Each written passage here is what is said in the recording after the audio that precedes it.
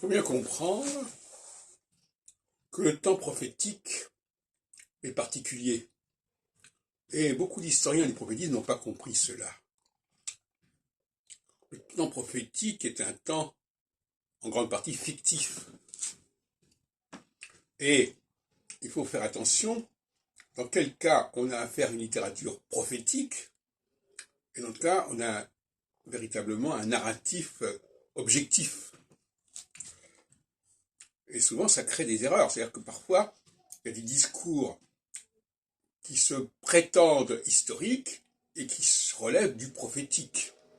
Et prophétique, ça veut dire aussi une transformation de la chronologie, une disruption de la chronologie. C'est-à-dire que on va jouer avec la chronologie, on va inventer une chronologie,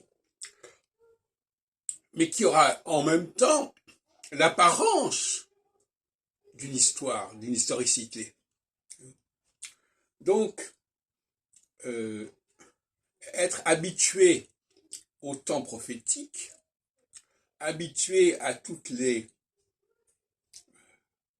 élucubrations prophétiques qui passent par des antidatations, qui passent par des fausses chronologies, des fausses annonces, des fausses prophéties, tout simplement, c'est une condition nécessaire, non seulement pour celui qui est historien de la prophétie, mais aussi pour l'historien, parce qu'il doit être justement capable de distinguer entre ce qui est de l'ordre du prophétique et ce qui n'est pas du tout évident. J'écoutais encore ce matin, nous sommes le samedi, dernier samedi du mois d'août, eh bien voilà, on nous parle quelque chose qui serait historique et qui ne l'est certainement pas.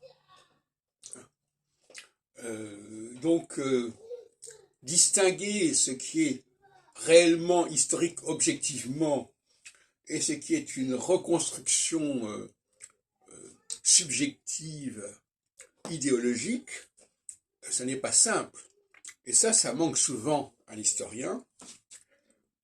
Et je regrette de ne pas avoir eu d'étudiants en thèse, puisqu'on ne m'a pas accordé un poste à ce niveau-là, pour les former justement à une méthodologie leur permettant de discerner entre l'historique et le prophétique.